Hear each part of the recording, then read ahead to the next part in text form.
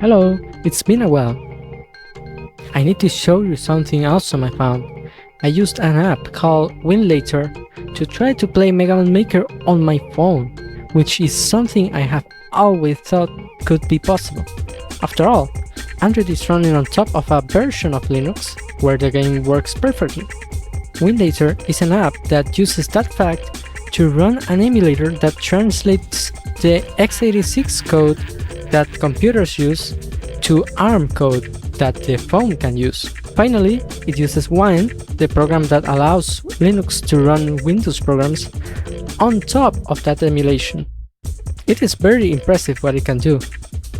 The problem is, I tried it with the latest Winlator version and it didn't work. The game ran, surprisingly, but it did not work online. It just showed that it was offline.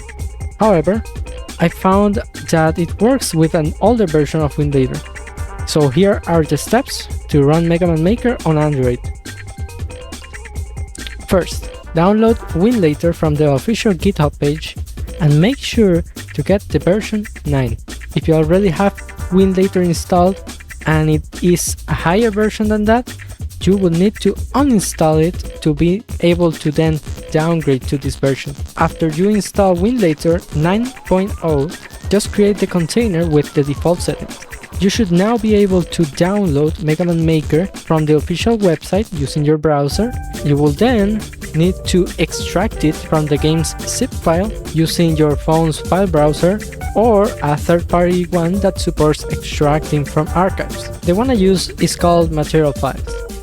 Now just leave the extracted folder in your downloads and go back to Winlator. There, once you enter the container, you can move the mouse by dragging the screen, and by doing that go to the D drive, which will be mapped to your downloads folder, and open the game.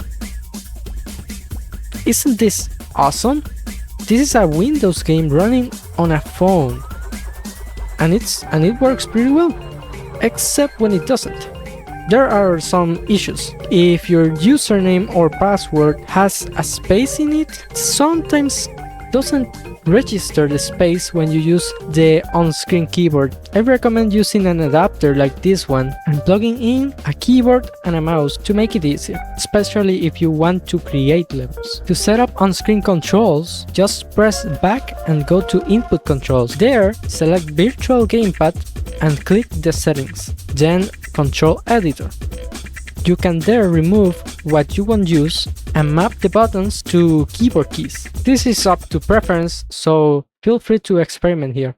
Just remember to add Escape and Enter keys so that you can navigate the menus. Also, you can add F2 and F5 so that you can set the resolution of the game, like windowed or full screen. And that is basically it. Depending on your phone's hardware, it may run fast or it may run slow. I would call mine playable, but it is a bit slow. Hopefully you find this useful.